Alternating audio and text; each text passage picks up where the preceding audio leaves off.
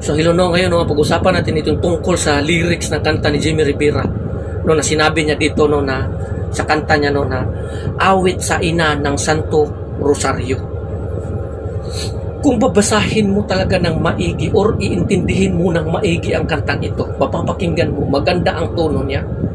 Pero ang laman nito parang mga uod. Kasi nga puro walang kwenta. Malalaman mo ang isang tao na alam ang katotohanan patungkol sa Diyos. Alam ang katotohanan. Malalaman mo rin ang tao nagbabasa ng Biblia. Kasi dito kung babasahin mo at intindihin mo ang kanyang lyrics, pinaparangalan niya dito si Maria na siyang magliligtas daw or maghatid sa kanila patungo sa Ama. Inaasahan nila ito na siyang tutulong sa kanila na maghatid sa kanila patungo sa Ama at ilayo sila sa kapahamakan sa impyerno, kaparusahan. Pero dahil nga sa kabaliktaran sa mga ginagawa nilang ganito, yung inaasahan nila ay siyang magtatapon sa kanila doon sa impyerno. Bakit? Kung alam mo ang katotohanan, kung alam mo ang nakasulat sa Biblia, hindi mo kailanman mababasa dyan sa Biblia na dito sa lyrics sinasabi niya, ihatid o inang mahal, ihatid mo kami sa langit ng amang mapagmahal. So, doon sa Biblia, wala kang mababasa doon na sa pamamagitan ni Maria, ang tao makakapasok sa karya ng langit. Wala kang mababasa doon na sa pamamagitan ni Maria, ang tao ihahatid ni Maria doon sa Ama at malalayo sa kapahamakan. Ang mababasa mo doon, sinasabi doon ni Kristo, I am the way, the life, and the truth. No one comes to the Father except through me. So, klaro po yun. Walang makakapunta sa Ama sa pamamagitan ni Kristo. Kasi sinabi ng Diyos, dito sa mundong ito, walang ibang pangalan na binigay ng Diyos na siyang ikaliligtas ng bawat isa na sasampalataya at maniniwala sa Kanya sa pangalan lamang ni Yesu Kristo. Hindi sa pamangalan ng kahit kanino man. So dito sa lyrics na ito, ang inaasahan nila at pinapaniwalaan nila na si Maria ang siyang daan patungo sa Ama at siyang magtutulong sa kanila na maghatid sa kanila sa Ama. Ang hindi nila alam na sa pamamagitan ni Maria, itong mga taong ito naliligaw. No, sa pamamagitan ito yung tao na ito na kumakantain ito. Ito yung tao na sinasabi doon na false prophet. Kung sa pamamagitan niya maraming mga taong naligaw, nagkasala, maniwala kay sa akin o hindi, pagdating ng araw, dubli-dubli ang parusa na tatanggapin mo, na tatampuhin mo. Kasi maraming mga taong namatay, naligaw, nalaglag dahil sa mga kanta mo, dahil sa mga message mo na pinapaniwala mo sa ibang tao at tinatanggap nila at nalaglag sila dahil sa pamamagitan mo. Kaya ikaw ang sisingilin sa mga dugo ng bawat tao o na yan nalalaglag pagdating ng araw kung hindi ka magsisisi sa iyong kasalanan. Maniwala kayo sa akin, huwag niyong sayangin ang buhay niyo sa ganitong mga lyrics. Mayroon pang isa nito at hindi lang ito isa, kundi marami pa talaga nito. Mga tao na hindi alam kung ano ang katotohanan sa Biblia. Hindi alam. Ito mga tao, sabihin natin, nagbabasa ito ng Biblia, pero bulag pa rin. Sarado ang puso. Walang naintindihan. Hindi nakapagtatakayan kasi sinabi ng ating Panginoon sa Kristo. Sabi niya, no, na walang kabuluhan ang pagsamba ng mga taong ito kasi ang iniisip nila na utos ng Diyos ay utos pala ng tao.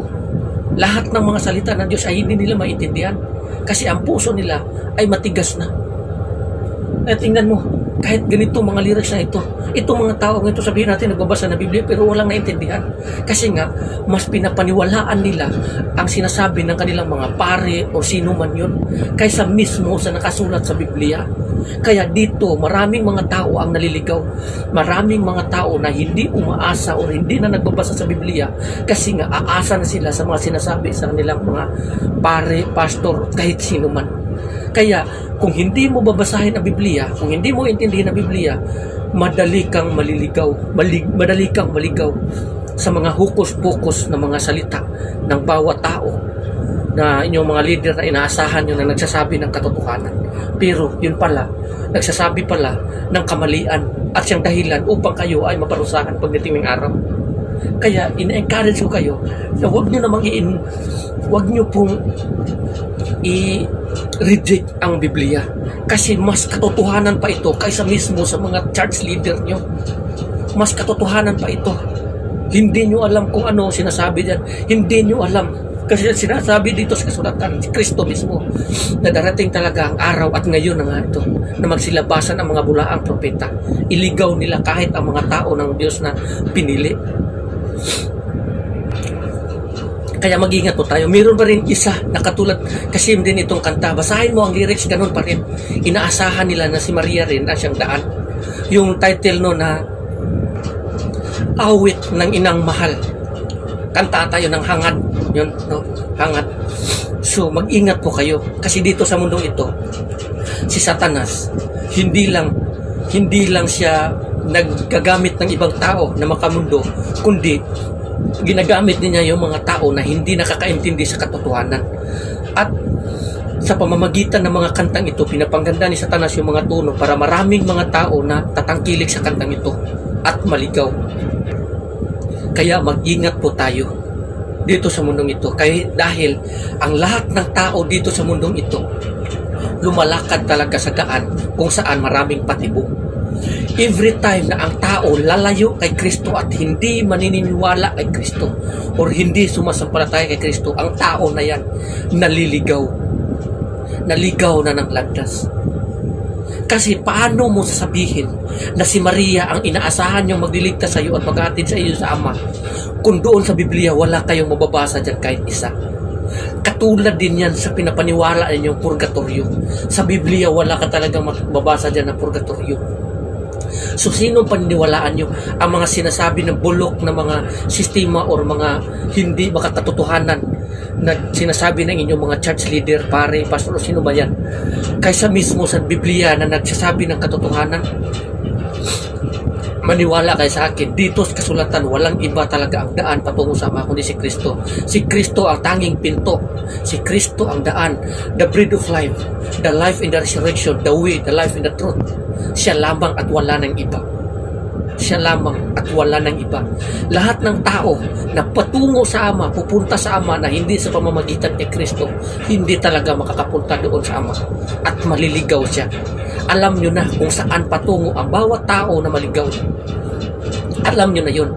Kung sabihin na lang natin na sa pamamagitan pala kay Maria, maligtas ang bawat tao. So ang kamatayan ni Kristo dito sa krus ay walang kapuslanan, walang kabuluhan, walang bili. No? Bakit? Bakit pa tayo maniniwala kay Kristo kung sa pamamagitan pala kay Maria maligtas tayo? Saan mo mababasa dyan na si Maria ay siyang nagliligtas sa bawat tao? Saan mo mababasa dyan na si Maria ay siyang daan patungo sa Ama? So kung ganun palaan pala na si Maria pala ang makakaligtas, ang kamatayan ng Kristo sa krus walang kabuluhan at lahat pala ng tao na sumasampalataya kay Kristo ay nalalaglag at namamatay.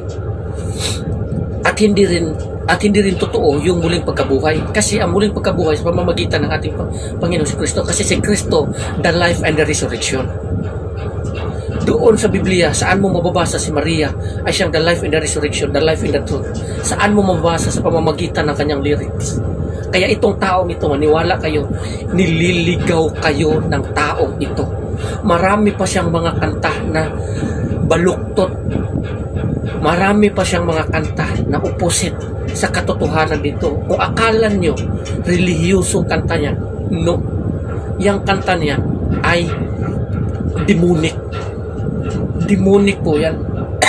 Maniwala kayo sa hindi. Pagdating ng araw, kung hindi nyo ako paniwalaan, pagdating ng araw, sa araw na paghukom, malalaman nyo ang katotohanan. Na itong lahat na ito, na inaasahan nyo na siyang magliligtas sa inyo, na si Maria, pagdating ng araw, believe me, walang tao na sumasampalataya kay Maria na nakakarating sa langit. Wala kahit isa, according sa Biblia.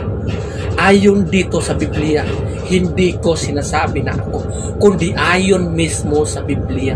Si Kristo mismo ang nagsabi na ang hindi sumasampalataya sa anak ay mapaparusahan at napaparusahan na. Pero ang sumasampalataya sa anak ay magkaroon ng buhay na walang hanggan. Si Kristo mismo ang nagsabi dito sa Biblia, sa New Testament. Maniwala po kasi kayo, yan ang katotohanan. Sino ang paniwalaan nyo? Yung mga pare, no? Yung church leader nyo, kaysa mismo sa sinabi ng ating Panginoon dito sa Biblia. Sino paniwalaan nyo? Kung maniwala kayo sa tao, believe me, maliligaw kayo. Yan ang sinasabi dito sa Biblia.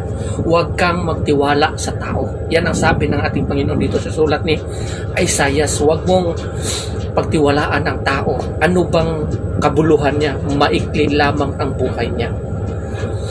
Ang Diyos na banal, sa Kanya tayong maniniwala at sasampalataya. Si Maria, pinaglingkuran nyo. Ano ba yan? Tao yan. Hindi ko alam kung saan nyo nababasa at bakit nyo pinaglingkuran yan at iniisip nyo na siyang daan patungo sa Ama.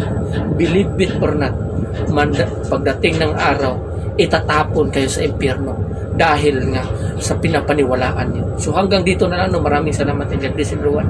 Amen.